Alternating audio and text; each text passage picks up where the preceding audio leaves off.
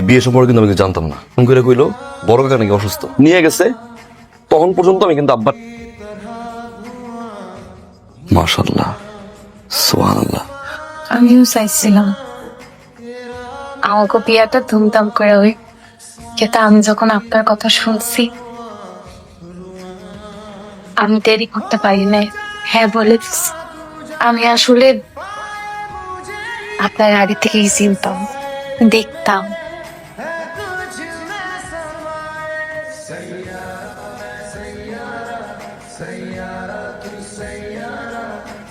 মা, একটা জিনিস খেয়াল করছো?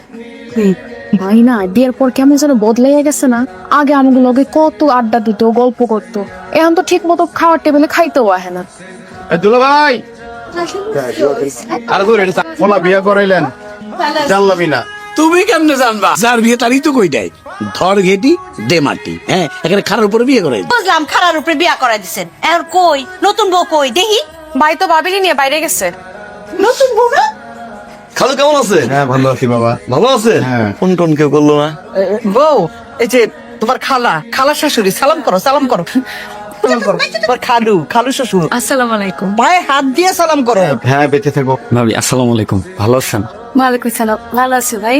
খারাও তোমার একটা কথা কই, সেই বাড়ির নতুন বউ এই সন্ধ্যাবেলা তুমি গ্রামের বাড়িতে ঘুরে বেড়াইতেছো, গ্রামের মানুষ দেখলে তোমার কি কইবো? হ্যাঁ মানুষ খালামা পাই নাই তো, যার কারণে আসতে একটু দেরি হয়ে গেছে। ওর কোনো দোষ নাই। ওইসে বউ খারাই আসছো কেন? হ্যাঁ, দেখছো না কতগুলি মেহমান আসছে?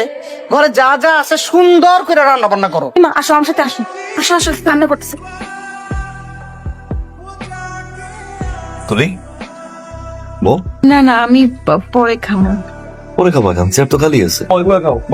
বউ বউ এখন আমি যেটা কই এটা শুনো। বউটা জানে কেমন কেমন লাগলো আমার কাছে, একটু বেয়াদব টাইপের না? সবাই মাঝখানে খাইতে বসে গেল। আরে আম গুজুকে কি তাই করছি নাকি? শ্বশুর, দেবর, ননদ, শাশুড়ি সবার মাঝখানে কখন খাইছি? বাপ্পায় কিছু শিখায় দেয় নাই। এত হাত ছাড়া দিলে কিন্তু হইব না, একটু হাতের মুঠায় রাখতে হইব, কারণ নাহলে কিন্তু তোমার পোলা হাত ছাড়া হয়ে যাবো। মাগো সীমা, জি ভাবি। সীমা, আমার হাতটা একটু কাইটা গেছে, তুমি টমেটো পেঁয়াজটা কাইটা দাও। আমি রান্নাটা বস। আচ্ছা ঠিক আছে। টিনা, তুই পেঁয়াজ কাটতেছিস কেন? আমারে না জিগাইয়া তোমার বউরে জিগাও। কি ব্যাপার বৌমা,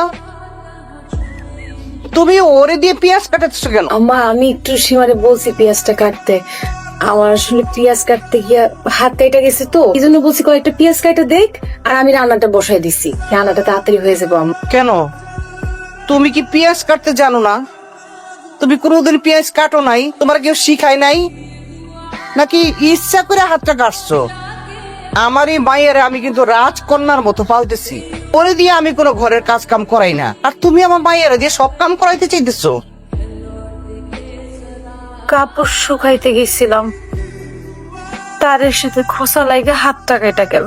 অবশ্য সমস্যা নাই, বেশি একটা কাটে নাই, অল্পের উপর দিয়ে গেছে। পেঁয়াজ কাটতে গিয়ে হাত কাটছো। ঘরের এত কাজ করতে হয় কেন তোমার? ঘরটা কার? আমার। কাজ কে করবো? আমার করতে হইব, মার বয়স হয়েছে না। আর এই যে আপনি, আমার এমন 19 থেকে 20 হইলে আপনি এমন করেন কেন? বোর্ড আছে আমার।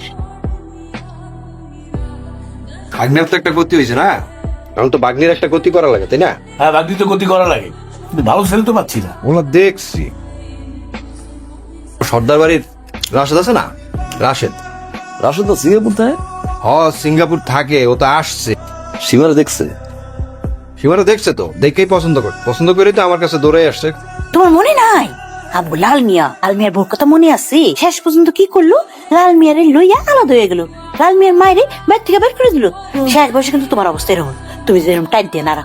5 ভরি গহনা তো হইল, কিন্তু গহনা হইলে তো আর হইব না, ঘরটা তো সাজায় দেওয়ান লাগবে। মামা আর আব্বা মিলা যে লিস্টটা করলো, তার তো মোটামুটি ভালোই মানুষ। স্বর্ণ আর সবকিছু মিলাইয়া খরচ ভালো টাকা পয়সা লাগবে। পুরোপুরি ঘরটা চাইতে পারবো কিনা এখন এটাই বুঝতেছি না। এখন তো টাকা তোর থাকবই না, আমি তোরে জন্ম দিছি না, আমি খুব ভালো করে জানি তোর টাকা কই যায়। আর এখন থাকলেও তুই টাকা দিবি না, টাকা দিলেই তো সব টাকা খরচ হয়ে যাবে, তখন তো আর তার পিছনে খরচ করতে পারবি না।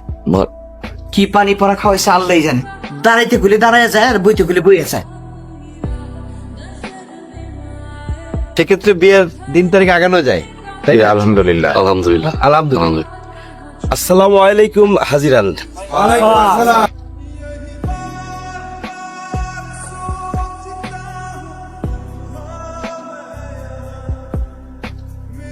আল্লাহ ভালো মিলাই দিছে সীমারে, তাই না? কি হয়েছে? কিছু না, কিছু অনেক। কি একটা জাহান্নামের মধ্যে রাখছি আমি তোমারে। জাহান্নামে থাকার পরে সারাদিন কাজ করার পর একটা জামাই যখন তার বউর সামনে এসে একটা হাসি দেয়, তখন প্রত্যেকটা বউ সেই জাহান্নামের মধ্যে জান্নাত খুঁজে পায়। আর আপনি আমার জান্নাত।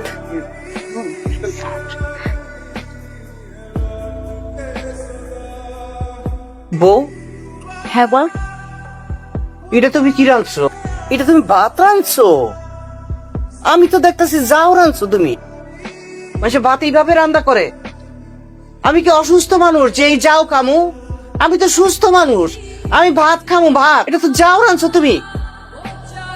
সত্য করে পাও তো তুমি, তুমি চাও কি? তুমি কি চাইতেছো দিনের পর দিন আমরা অত্যাচার করে যাইবা, সেই অত্যাচারে আমরা বাড়ি ছেড়ে চলে যাবো গা? তুমি তোমার স্বামীরে নিয়ে আলাদা হয়ে থাকবা?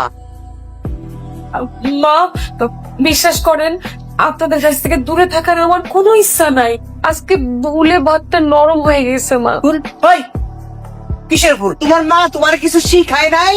আপনিও তো আপনার মায়ের কিছু শেখার নাই। জামাই, তুমি ব্যাগটা এইভাবে ফালাইলা কেন? ফলাইছি আপনার মায়ের জিগাম জিগাম কি বানাইছেন আমার বাড়ি? কি শিখা বানাইছেন? কিছুই তো শেখার নাই, কিছুই জানে না সে। এই যে দেখেন আমার মায়ের হাতে কি করছে। বিয়ের সময় তো ঠিকই কইছিলেন ঘটকরে দিয়া, আপনার মায়ের রূপে গুটে একদম সুন্দরী, সংসারের সব কাজ করে, কাজের কম পারে না সে। ভাতের মাড় গালাইতে গিয়ে আমার মায়ের হাতটা সে পড়াইছে। সামান্য ভাতের মাড় গালাইতে পারে না সে, ঘর ঝাড়ু দিতে পারে না সে। শোনেন মা, আপনার মায়ারে আপনার কাছে রেখে গেলাম, হাতে কলমে সংসারের সব কাজ শিখাই। যদি শিখাইতে পারেন তাহলে আমার বাড়িতে পাঠাইবেন, আর যদি না পারেন তাহলে এই মায়েরে আপনি আমার বাড়িতে পাঠাইবেন। তবে সব দোষ তোমার মা। তোমার সাথে যখনই কাজ করতে যাইতো তুমি আমার দিয়ে কোনো কাজ করাইতা না। তুই তো আমার চোখে রাজকন্যাই মা। Wow, how you someone who understood us fondly that me. পৃথিবীর প্রত্যেকটা মায়ের চোখে তার মেয়ের আছে। শিবা যখন কাজ করতো আর তার যেমন কষ্ট হতো, আমি কাজ করলেও আমার বার কষ্ট হতো। আমি যাই পারি সীমানের সবকিছু শিখাই দিব। মারে, আমি এখন বুঝতে পারছি এতদিন আমি তোমার সাথে অনেক অন্যায় করছি। এটা আমার ভুল হয়ে গেছে, আমার তুই ভালো